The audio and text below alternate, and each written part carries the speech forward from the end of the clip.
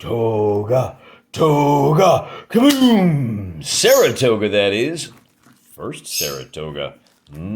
Spicy. Decision games, minutes to learn, quick to play, historically accurate. Let's find out if that's true. Spoilers. 1 out of 3 ain't bad. This handsome lad is British General Burgoyne, who took an army, which you see over here in the glare, into the American colonies from Canada, hoping to meet up with a couple of his bros. It didn't work, and his army gets isolated in New York, and rather than cutting the American colonies in half, severing New England from the rest of them, he finds himself isolated. Still trying to fulfill his mission, he marches on Albany, and he winds up butting up against a force led by General Benedict Arnold. That's this fella right here. And he has to secure the Bemis Heights in order to, basically in order to win the battle. He is outnumbered and attacking a well-fortified defensive position. Historically, he got his butt handed to him.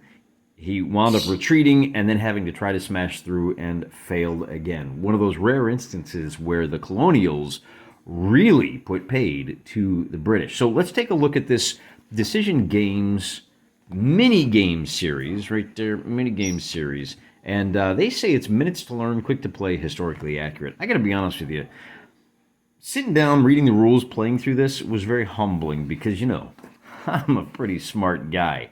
I don't usually struggle with this kind of thing, but this one really just kind of knocked me for a loop. For one thing, this is a quick play set of rules. As you can see, it's only 4 pages. It's got very sticky counters here, or maybe it's just a humid, sweaty night.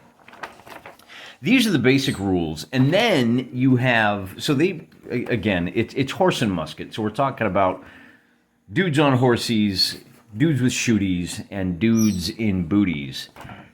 In addition to those rules, you've got these scenario-specific rules, and what happens is that combines to make a kind of confusing situation where the complexity of the game is far in excess of the material that is presented here.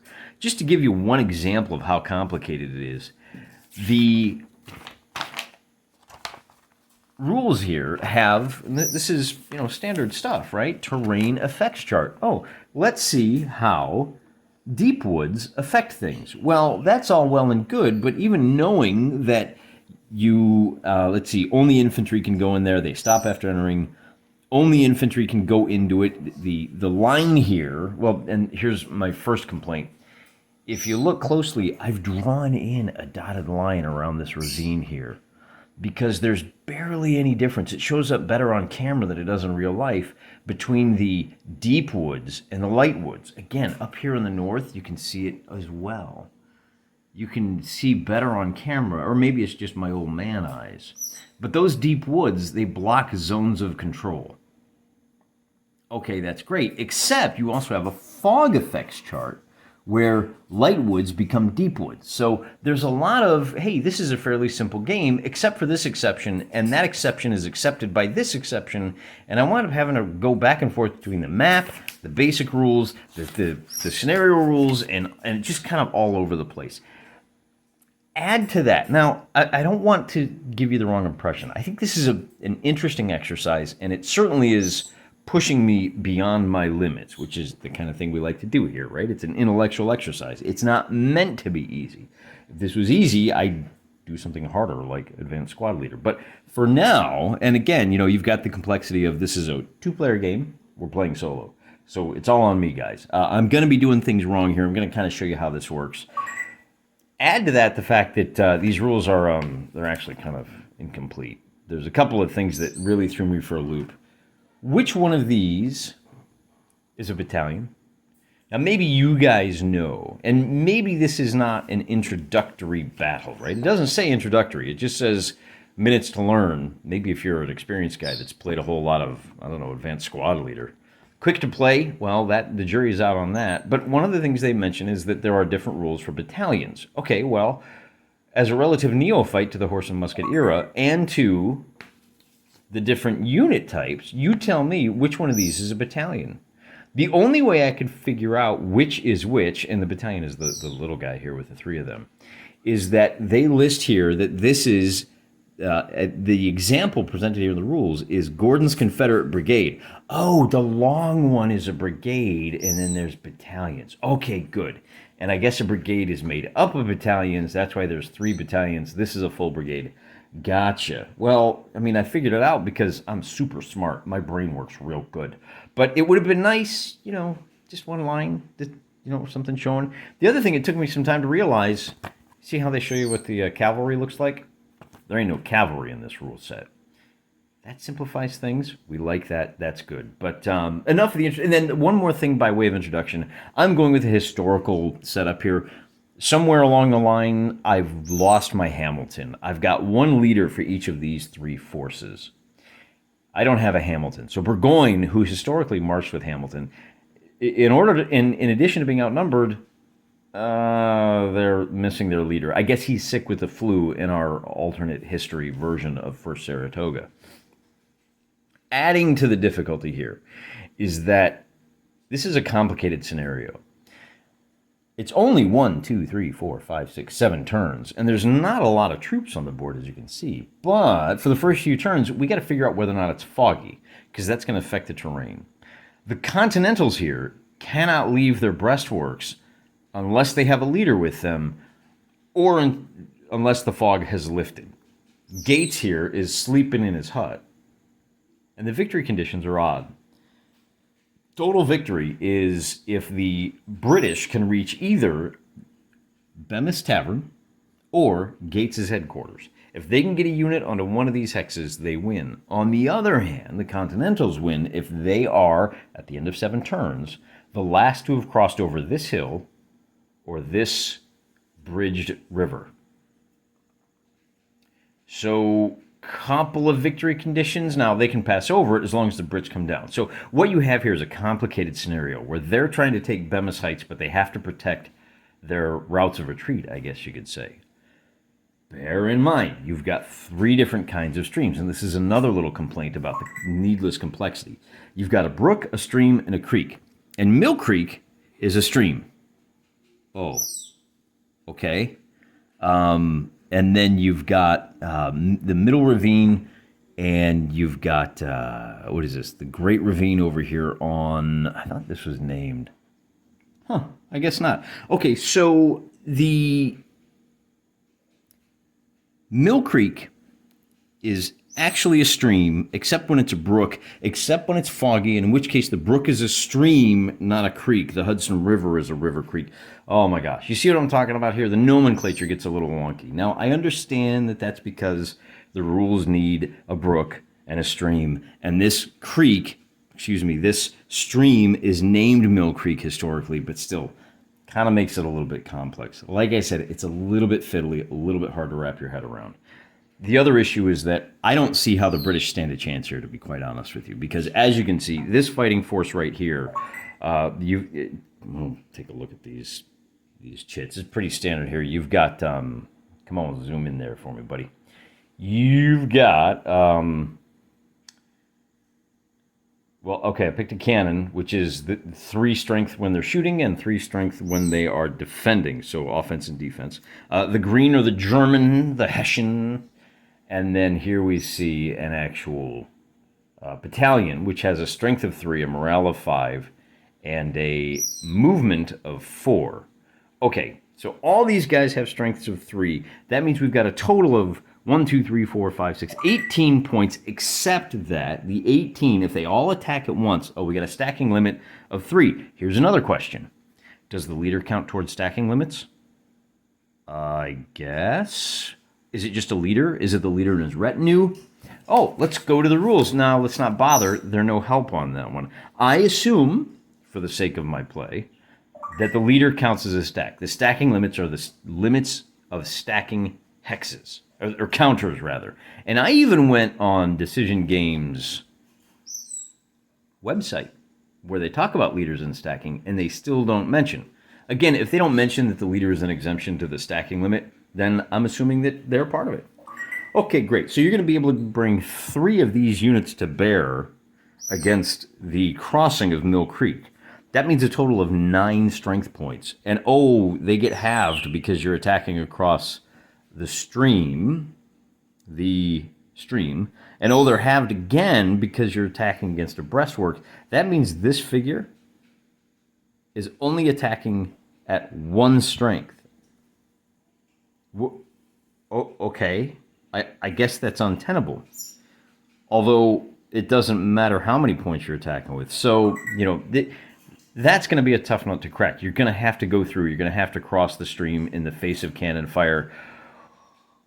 This is going to be Pickett's charge. Although they're British, so it's going to be General Beans on Toast charge or General Reidessel is the German leader here. So General Sausage Eater here is he's in for it. So that's enough for the introduction. Other than that, the game is pretty straightforward as far as things like movement and... movement's another one. Right out of the gate. The Brits are coming on, and their allies are coming on at points A, B, and C. And it costs 3 AP to get onto the board. But the fog effect means that you move D3. You only get D3 movement points. Well, okay, so I just rolled for these guys and I got a 1. That means that they only get 1 movement point. Does that mean they don't come on? I don't know. So that means for the first 3 turns, they might not even come on. Then they have to slog their way across streams and across... They're not going to have a whole lot of time, man. If they fail in that first attack, it's all over. At least that's the impression I get, just from kind of setting it up and looking at it and shoving things around and playing the first 3 turns of this game. With all that out of the way, let's go ahead and take a look at how the game is played, okay? On turn 1, it's foggy. The British go first. And because it's foggy, each stack goes D3, they get D3 movement points, plus 3 if they've got a leader with them. So we're going to start with old Fraser here. And now they get to move a total of... But that plus 3, they never exceed their full movement. So as you can see, these guys are going to move 4, but they got Fraser, so they can move 5 spaces. 1, 2, 3, 4, 5. They're going to take this hill, and they're going to hang out here. Bear in mind, the Continentals have a full brigade stomping around in the woods down there, and 1 down there. So these guys are going to try to secure that northern flank and make sure that this hill doesn't get lost. They're going to be backed up by this stack, which unfortunately doesn't get the leader bonus. So they're only going to be able to move 1 hex. And that just barely puts them on. Now, the other guy here, this is just a single irregular unit of light infantry.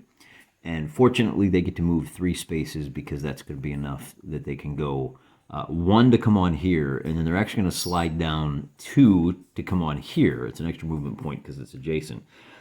Then they'll use their 3 to move here into the Great Ravine, which is a heavy wood. Even though they've got a movement of 6, they have to stop because of the deep woods. Then we slide down here to movement point B, and whoever wants to come on here, it's going to cost 3 points to come on there. Now, as you can see, this stack only rolled a 2. I'm reading that as they don't come on.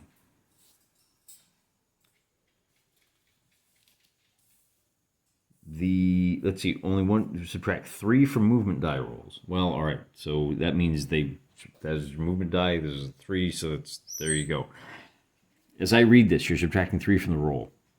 There's no way for a unit to come on unless they have a leader with them. So we're going to try for Burgoyne next. And Burgoyne is going to roll, they get a minus, okay, so they get 0 movement points, plus the 1 for Burgoyne. Well, wait a minute, there's no way for them to come on as long as it's foggy. As the rules are written. So I'm already getting a little frustrated with this rule set because you could have just said, they don't come on. Or alternatively, you subtract 3 movement points, so you have to roll that 5 or 6 to get the bonus of 1, so Burgoyne comes on. But whatever. Okay, so this next stack with Rydell is going to come on, and that's a 2 movement points, plus they get the 1 extra for having Rydell, so they can at least get on. And then this last stack coming on at A is, oh look, they only rolled 2 movement points, they don't get to come on. So that's it for the Brits. Their first turn is done. Then we're going to move these guys 1, 2. And look, we're done with the first turn. That's it. Now we'll go ahead and move these guys 1, 2, and look 3 into there. They get 3 movement points. They're going to stop there in the middle ravine, and now they are ready to... Oh, you know what? I think it costs 2 to go in there. So they're going to stop right there. They'll have to stop next turn in the Great Ravine, but they're already going to be able to sow all kinds of discord. And bear in mind, this stack is 13 combat factors. That's pretty bonkers. All right, so we're done with the first turn. On the next turn, we'll take a look at the fog chart up here. We roll a d6, and on a 1 through 4, yep, fog is still in play. Okay. So we'll come back down, and this time I want to start in the south and see what happens down here. We're in the exact same situation where we roll a d6. Hey, look at that. We got 3. We got 6 minus 3. So that means we rolled a 3, so they only have 2 movement points. They can't come on. Why did I even roll? This doesn't make any sense.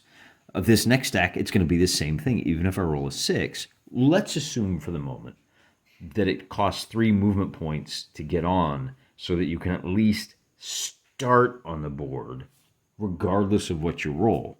I'm not sure that that's the case, but it's the only way to get the action moving. You've only got 7 turns to cross all these streams. We're going to assume that you get to spend at least 1 regardless of what you roll. And in fact, it says movement allowance is always at least 1. All right, so starting this turn, everybody's on board, except we have these guys are going to cross a stream. And again, because they're crossing a stream, it costs 1 movement point just to cross it. So we'll roll for their movement, and they get 3, so that's going to be 2, 3. That's all they can do. Rydell is moving with his boys, and they roll a 2. But because they rolled, you can use march movement. As long as you don't move to within 2 hexes of an enemy, you double your move allowance. And the road only costs a half a point, except that the bridge has been burned. So they're not moving along the road for the entire move. That's as far as they can go. I don't see any other way to interpret that. As I said, Rydell here is going to get 3, so that's going to cost 2 movement points, and then we'll go ahead and follow up here to put him on the road. Burgoyne up here is going to, his boys are only going to get 2 movement points, which is only enough to cross the stream. Hey, we'll take it. And then these guys down here, they get 1 movement point. Well, all right, so they came on this hex. I'm assuming they're on this side of the stream and that all they can do is move along the stream because they don't have the 2 movement points it costs to cross in the fog. Hey, at least these guys are ready to move, and with their movement of 6, they're only going to get 2 movement points. Okay, we might as well move them to here, and they're into this creek. Well, wait a minute.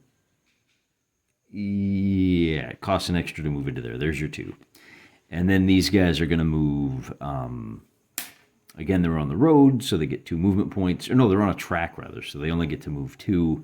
And then Fraser here is going to, he can move 3.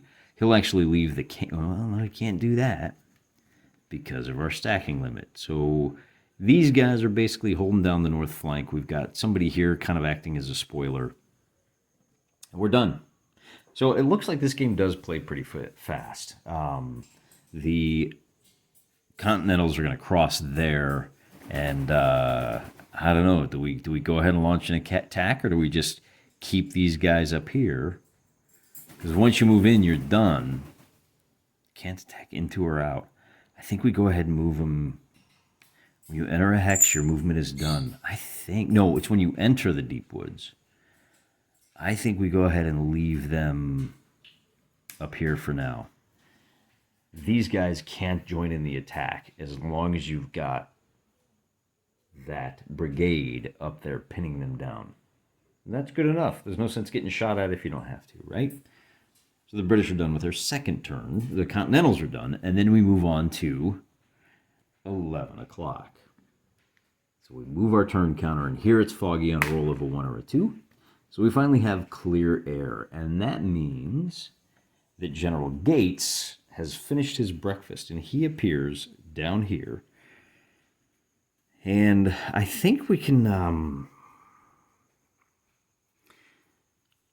think we just leave the Continentals where they're at, because this is going to decide it. It's clear now, so we can use our full movement. 1, 2, 3, 4, 5. They only have a movement of 4, but remember it's a half, 1 and a half, 2, 3. And then we'll follow up with Rydell's boys. I wonder if we want Rydell to come up here and cross the stream. Let's think about that. 1, 2, 3. He can do that. But let's see where these guys wind up. It's going to be... The track has 1 movement point along the path. Okay. It allows you to ignore the terrain that's along it. Well, that's a fair point. You can cross the stream on the thing.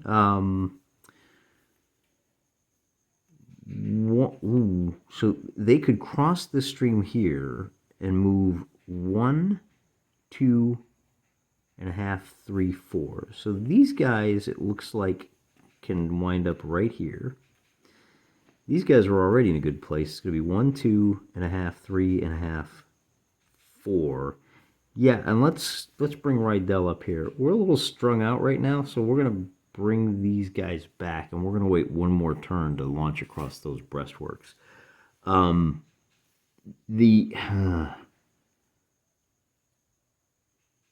We might, yeah, they might need to come back to chase these guys off. In fact, I think maybe what we'll do is we'll slow them down by coming 1, 2. Maybe we leave these guys. They're only 1 combat factor, but these guys are going to be reduced by half. Yeah, that's what you guys are going to do. And then up here, we're still in a situation where, you know what we can do, though? Since they're defending, we can actually go 1, 2, 3, 4. And we can force them to come out, or else we're going to be able to sneak down around this side. Maybe draw these guys off. Right? Again, up here is kind of a sideshow. This is where the meat of the action is going to be. That leaves us with the issue of what do we do with our forces down here? I kind of think we go ahead and bring... These guys have a movement of 3. Do we want to launch a stout defense here? We could bring this 2nd battalion up here and bring him down there. So we're now defending with 5 across that. That could come in handy when these guys start pouring across. Let's do that. We'll see what happens. Gates is going to come over here to... What's his movement? He's got a bonus of 1. Leaders can move 12 hexes. Let's go ahead and bring him down here to stiffen the spines of... who is this Glover down here? All right, that's it. So we move on to turn number 4. And it is clear. There's no fog. I'm going to go ahead and advance that off screen. As you can see, off screen. Oh no, you know what? They do have one thing they're going to do before we advance that counter. Let's bring these guys down. 1, 2, 3. Or 1, 2, 3 if you prefer. Marching through the light woods, which doesn't have an effect, I don't think. Light woods... Attacker halved, attacking into, blocks artillery and lesser artillery. That's it. Okay.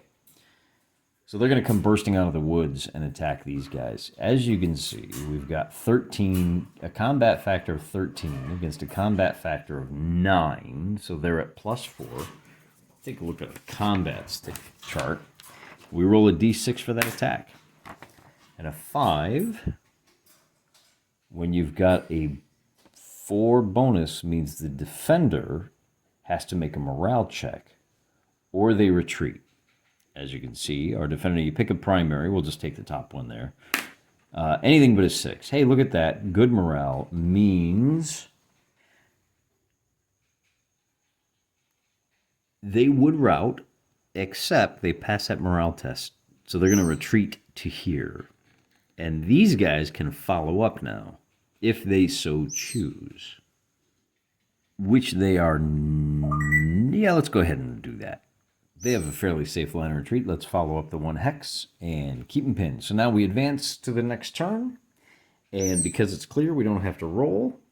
We will go ahead and move him up 1 to there, 2, 3, and 4. Burgoyne can move 1, 2, 3, and now they're done because the enemy zone of control. And these guys will move up to here. Now, wait a second. Is that really what happens here? That Burgoyne is going to be able to attack? Well, before that happens, we're going to pull him back to there.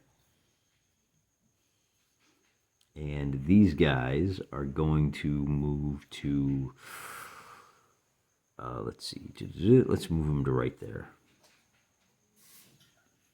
Yeah, right there is good. All right, so let's do some attacks.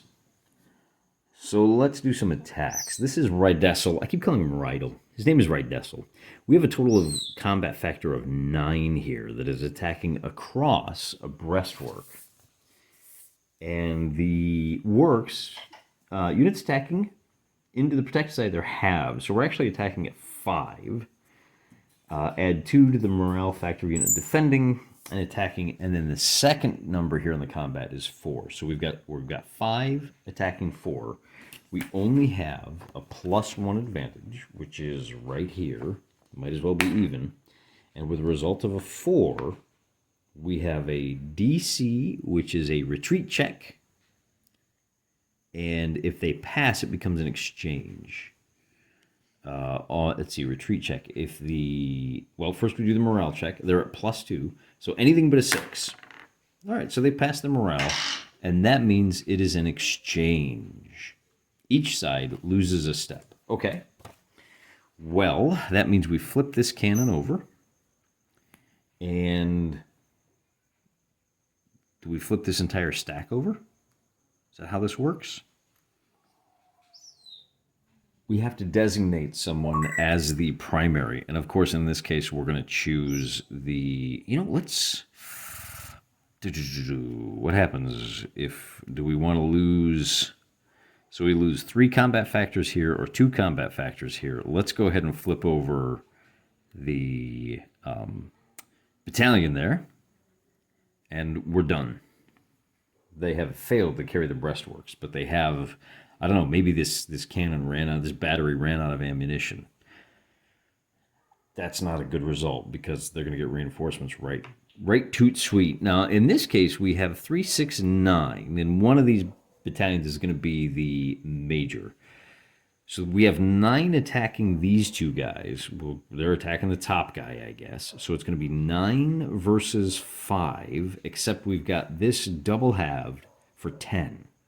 Right? So it's 9 plus the 1 for the support is 10. Probably should have contested that stream by bringing somebody over. Oops. We're learning. So combat factor of 10 versus a combat factor of 5 is going to be +5 for the British. And with a result of 3 on the +5 column, we get a defender retreat. And since that's the only thing in there, it's going to be retreat. Or they are disrupted. All units disrupted or retreat 3 hexes. Wonder if we go 1, 2. Now they do have a safe retreat. 1, 2, 3 to this hex. They blow the stacking limit here, so that's not good. Maybe let's just disrupt them all. And what happens in disruption is, because we just want to slow them down, we put this down. The morale goes down by 2. They exert no zone of control. Variable movement. Cannot enter an enemy zone of control. Halved when attacking. Hey, but you know what? You can't move through there. Okay. So you've still got this unit pinned. And that's it for the Continentals. The other thing... yeah, and that way it prevents these guys from crossing the stream. You can recover from disruption at the end of your movement phase. Let's see, if not in an enemy zone of control and not eligible for, okay, Neither of those apply. So now that it's our movement phase, we could pull back, but that's going to leave this open. So we're just going to leave them there. They can't recover. They're going to be half combat factor. Thank you for your service, guys. I don't think it's going to go well for you. But we will, as I said, we'll bring up Arnold to here. We'll reinforce this cannon with him. And let's go ahead, and they got 3 movement points. We can always bring, yeah, let's go ahead and shift these guys around a little bit. We're going to bring Gates down over here. We'll bring him over to here. We're going to leave these guns facing north in case things go really bad up there. Oh, you know, so I probably had an attack here that I could have used. Oh, what am I talking about? Yeah. So when these guys attacked, these guys could have attacked with their 9 on 13. Oh, my goodness. You know, if they were smart, they would have retreated all the way to here. Forced these guys to come into contact. Well, whatever. They're just gonna hang tight. We'll make the 13 attack. Oh, light woods don't have any effect. Yeah, might as well roll. Let's see what happens here. We are attacking with 3, 6, 9 against 13. We are at a -4. And on a roll of a 5, -4 roll of a 5 is the attacker has to make a retreat check. So we make a morale check. They still have a morale of 5. They're still good. Retreat check. If passed, apply the parenthetical. No effect. All right. Hey, we tried. And it forces them to make the attack now. And I think that's the end of the Continental turn. We were doing these guys. They're going to come around 1, 2. Let's see, this could be 1, 2. Now they can only move 3. So let's put them here and give these guys something to think about. So we move on to second player combat phase. The last turn. Okay. Combat phase. We got 13 attacking 9. Everything is the same up there except it's going to be +4. We'll roll the die. We get a 1. And on that +4, the defender has to make a retreat check. If they pass, it's an exchange. Let's see. Retreat check. If it's passed, apply the exchange. Okay. So they pass with a result of 3. So exchange means each side loses 1 step. And they would have declared these guys the primary, attacking, as I said, the guys on top. So that step costs them 2 combat factors. But at least they don't have to retreat. The next combat is going to be down here, and we've got a unit of 7 attacking a unit of 9. No, because they lost some, it's going to be 7 on 7. How about that? You know, I think okay, 7 on 7. Roll that die. And with a 7 on 7, the result of a 2 is going to be AR, attack or retreat. All units either disrupt. Oh. The attacker. All units either disrupt or retreat. So that's fine. We've got enough disrupt markers that we don't have to plow away. So they're now defending it. That's the end of the turn. Well, these guys are disrupted, but they can still attack. They're only attacking at 3, and it's across a stream, so they're attacking at 1 versus 9. They're just going to sit there. That's it for that turn. Then we move on to, it's now 2 o'clock in the afternoon. The battle has been raging for 6 hours. And the British get to go.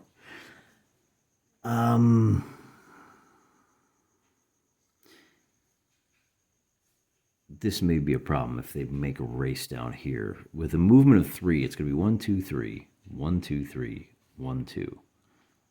So we do have an opportunity to slow them down. We're going to move these guys here. Now there's a zone of control. On one turn, they're going to have to stop here and fight for a turn.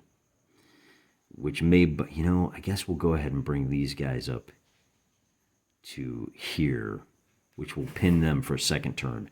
That way we can bring these guys. Yeah, that's a pretty good plan, because they got a movement of 4. We can go 1, 2, 3, 4, and at least get these guys into the fray. Burgoyne no longer has to worry about... I kind of think we want to come through here. Remember, disrupted units have no zone of control. This is a problem, that he does exert a zone of control. So we can't wheel around this way. We'll go ahead and throw everything we have at this stack with... Who's our primary going to be in this case? I think it's got to be one of these battalions here. One of Burgoyne's battalions. So these guys are all going to be halved. It's going to be 3, 4, 5, 6, 7. 7 plus 9 is 16. Halved, it's going to be 8 against this. These guys are halved. 8 against 4. So we're at plus 4 on this die roll. Oh boy, here come the fireworks. And here come the dog barking. At plus 4, a 1 result is going to be defender make a check, otherwise you exchange. So the defender passes his morale check. That exchange means we'll go ahead and lose the cannons. They have been overrun. They're still disrupted, and the bird's going to bark too, and we'll lose one of those German units. Those are German mercenaries. Now we don't have to pay them. Yeah, I know. It's okay, Biscotti. We do still have one more attack down here. It's 1 combat factor against 2, 5. Oh man, you know what? They don't exert a zone of control. We could have moved these guys up. 1, 2, 3. 1, 2, 3, 4. We could move them to here. Let's do that. And then you launch the attack. And now look, 9 versus 3. We're at plus 6 to attack them in the rear. I don't know if that's right. That doesn't seem right to me. I'm just going to run around and attack you from behind. If you're at plus, what did I say? It was going to be half combat factor is 3 versus 9 plus 6. The 6 is going to be... defender is make a route check, and then if you pass, it's just a retreat. But you don't have a safe line of retreat. So they failed anyway, and that means they have to route. You can't route through enemy zones of control. I think these guys are all captured. Okay. Again, if I'm doing this wrong, if you guys are familiar with this game, let me know. Pretty good turn for the British. And we'll move on to the Continentals at this point. The British probably should have moved this guy down here. No, they didn't want to do that. They probably should have moved this guy up 1, 2, so they could pound this guy with everything they've got. He's going to be the primary. That's going to be 7... 11, 12, 13, 16 versus this. I think this is only going to be 9. So 16 versus 9. It's going to be a plus 8. We're rolling on the big chart. A big plus 8 against the New York Brigade. And on a plus 8 to 9, a 5 is going to be defender make a route check. And if you fail, you have to, make a route check. And they pass. If passed, apply the parenthetical, which is the DR, which is defender retreat. Did I get that right? 16, we're plus 8, DR, defender retreat. All units either disrupt or retreat 1 to 3 hexes. We'll go ahead and take the retreat, 1, 2, 3. That's fine. And then we'll follow up with this guy, 1 hex. Oh dear. Yeah, 1 hex. That might have been a mistake. Because it being the Continental turn, hey, guess what? If they're not dislodged, the Continentals just won this game. But, well, actually, that's not true. I mean, we still have 2 more turns to play. and plenty of opportunities to bring guys into action. No problem. The Continentals are... So he retreated. He moved up to there. Nope, you know what we're going to do? We're going to go 1-2. We're going to bring him back into position. We'll bring this cannon down. Wait. Well, these artillery can't move. Interesting.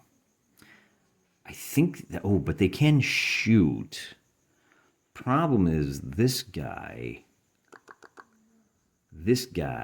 what do we do here? 1, 2, 3, 1, 2, 3. We can attack this way. You know, let's set up our cannon right here. They have enough movement. We're gonna merge those and set up right there.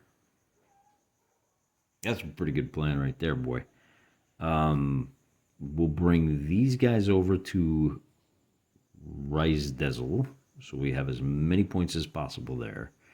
And then we'll move up to pin these guys right there. If we move to here, we have an attack into this hex that avoids the breastworks. It's going to be 6 versus 10. We're still attacking at -4. That's a bit of a problem. -4, 6 is going to be the defender has to pass a check. The defender has to pass a retreat check. So good news, Gates is there. The 4 barely succeeds because Gates is there. Because they passed, there's no effect. So they've done their attack. Now we've got a total of 3, 6, 9. 3, 6, 9. 9 points attacking this. 3 points, we're still at +6. And a 6 at +6 is going to be the defender has to pass a route check, which they fail. And that means they have to retreat 3 spaces. 1, 2, 3. And these guys are now, they've now pierced the breastworks. That's what we're hoping for. We've got a total of, we're attacking with 5. It's going to be attacking 3. We're at -4. These cannons are unloading on the, what is that? What is that? Nixon? What? That can't be right, can it? Yeah, on Millhouse. The Millhouse, what is that? But they're not battalion, the brigade, Millhouse Brigade. So that's going to be a 3 on 7. We are at -4, but it's worth taking the shot because you don't suffer any ill effects. The 3 is an attack or retreat, but because you're doing cannon fire, you're fine. You know, I forgot I have some riflemen over here. They could have just stopped and started pot-shotting at somebody, but whatever. Now, we don't have any way of getting over here just yet. We need to make one big attack here on the New York, and that's going to be 4, 6, 9, 10, 13, 16 on 9. We are still at +6, and the 6 at +6 is going to be make a route check, and if you fail, well, let's see. Let's just see what happens here. On a 4, that's a failure. So they have to route. So they have to retreat 1, 2, 3 spaces, and then they are disrupted. And we're... Ooh, do we want to pursue? No. Because we need to chase these guys off this hill. And unfortunately, it is now their turn.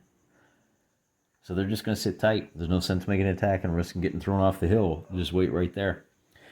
They're disrupted, but because they can march move, they can remove the disruption. That's all they can do. And then likewise, these guys can remove that disruption. Oh, wait a minute. I think I got that wrong. I think you need to pass a morale check. With your morale at -2, a unit may recover from disruption if it was eligible for march movement. It recovers automatically. Oh, okay. Yeah, there you go. So they're good. No longer disrupted. They got a breathing space. And then we have a couple of combats here. Gates is going to be attacking with 10 versus the 6. So we are attacking at +4 now. And at +4, 6 is the defender has to pass a route check, which they fail. And if you fail the route check, you have to apply the parenthetical. +4. The 6 is DMDR. Defender, retreat, disruptor, retreat 1 to 3 hexes. We will retreat 1, 2 hexes. Then we've got Arnold here, who's with the guns that are at 2, 9. That's 13 points, and he's going to launch it at these guys. 13 on 9. Benedict Arnold is at +4, and on a +4 result of 5 is the defender has to pass a route check, which he did. Remember, they're at +2, so they do. And with the, what did I say? It's a route check or they're +4, or they retreat, or they're disrupted. Do we retreat back across the breastworks, or do we just disrupt? I think we retreat. Am I only supposed to be retreating? Is it the entire stack? DR. All units either disrupt or retreat 1 to 3. So then what happens? Do we bring him up? I think so, because it forces these guys to stop shooting at long range. Now everybody has to focus on old Benedict Arnold. And they have removed their disruption markers now.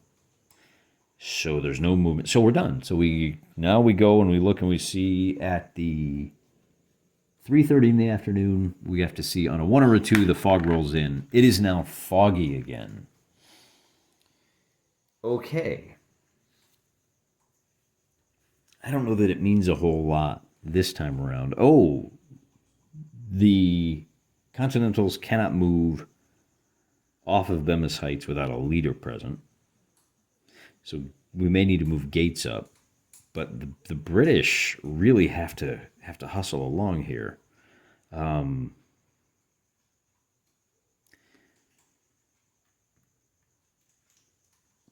going to go 1, 2, 3. 1, 2.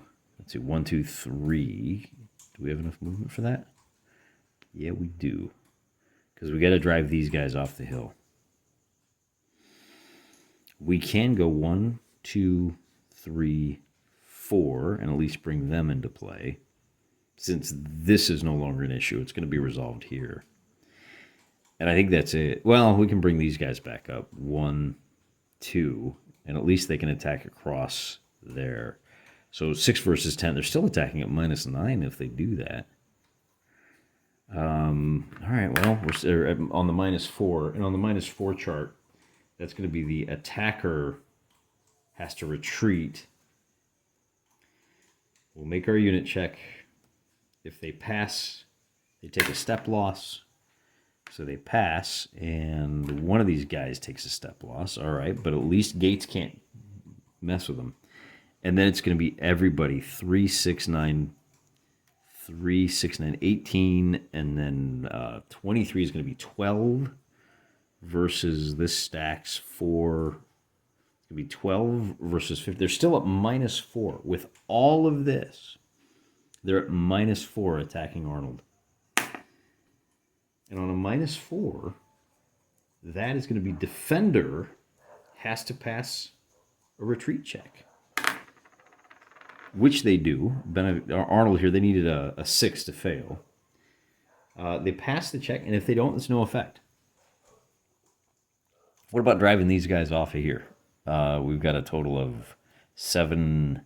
That's an attack, so it's going to be 7, 10, 11, 12. That's 16 points against this. 13 points. So we're at +3 at least. And on a +3, that 5 is going to be the defender has to retreat. They either disrupt or retreat 3 hexes. Well, you know what? We'll disrupt. And that's it for the British turn. Continentals get to go. We'll bring these guys back into the fray. 1, 2, 3. Oh, they only get to move 3, though. 1, 2, 3. But maybe on that last turn of the game we can do something. And then we have an attack here. Again, it's going to be, because of the disruption, it's going to be 10 versus 4. You're at +6. A 2 is going to be the defender has to retreat, okay, or disrupt. We'll retreat back to there. And then here we have one place that we can attack. Let's go ahead and attack with 13 against this 5. That gives us a +8 on the cannons. And on a +8, the defender has to make a morale check, which they pass. And that means they have to retreat. So they'll retreat to there. They're going to stay there. That's it. We're on to the last turn. And the fog has already rolled in. So there's not a lot of movement left to go. We'll move our cannons up to there to give them a free shot at Nixon. That's going to be a total of 3 against the 7. It's a huge... Well, wait a minute. Are we? No, I think we're going to target these guys again. So that's going to be 14, 23. Becomes a 12 versus a 13. So we're only at -1. And on a 1, it's going to be attack or retreat. Boop. So those guys have to retreat to there. And that's the game. I mean, we can check this battle up here with 7, 11, 16 versus... let's see, there have 16 versus 6, we're at +10. And a 5 is going to be the defender has to make a route check. On a 3 or on a 2... Remember, they're anything but a 1 because they're already at 3. Their morale's a 1, so they have to retreat 1, 2, 3 spaces. They retreat to there, and look at that. It's basically a historical result. The Burgoyne's attack on Bemis Heights has failed. There have been some casualties on either side, but as night falls, Burgoyne still has not essentially broken out of the pocket that he found himself in. So there you go. I mean, it took me about an hour to play through this. You know, it's a little pocket folio game, and I'm pretty sure I wasn't doing everything right because there's a lot of if-then statements that they're scattered all throughout the rules. And I'm starting to understand why the decision games get such a bad rap over there on Ardwolf's Lair. This may work better as a 2-player game. And I do appreciate the experience of having played through it. I now have a little more experience with Hex Encounter. I should point out, I played Advanced Squad Leader back in the day. I was in high school. I was far less distracted than I am now. Had a lot more experience with Hex Encounter games than I do now. And I had a really smart guy sitting across the table from me. I'm finding it hard to get through this stuff. It's not a bad thing, mind you.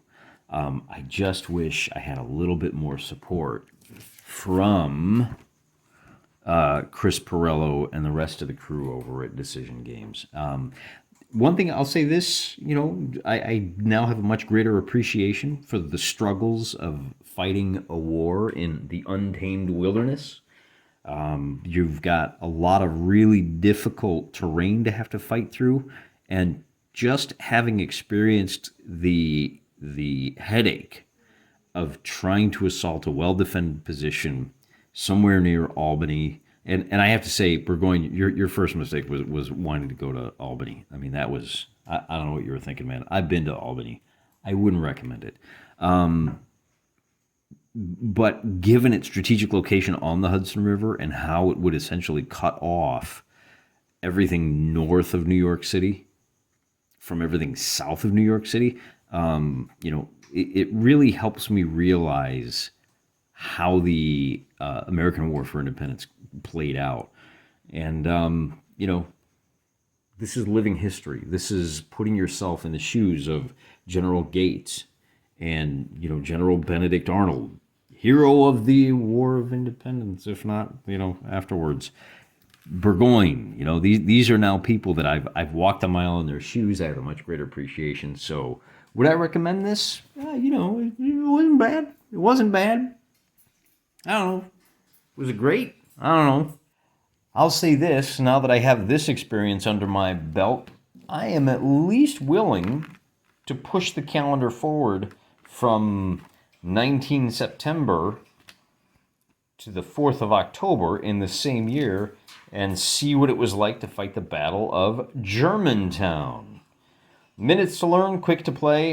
You watch the video. I'll let you be the judge. Historically accurate? I'll buy that last one. Thanks for watching, guys.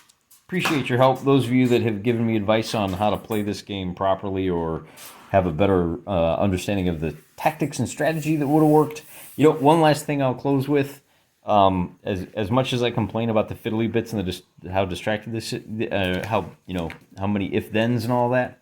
Oh, it's so complicated, so complicated. Bear in mind, we didn't even bring in any horses.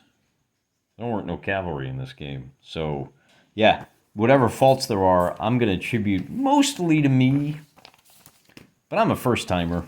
For all I know, the designer's a first-timer, too. Not a bad game. It's only $10, man. I've gotten a couple of evenings entertainment out of this. I've gotten a lot more entertainment out of $10 of this, I'll tell you what, than I would have gotten out of $10 of going to some dopey movie in the theater. So bear that in mind.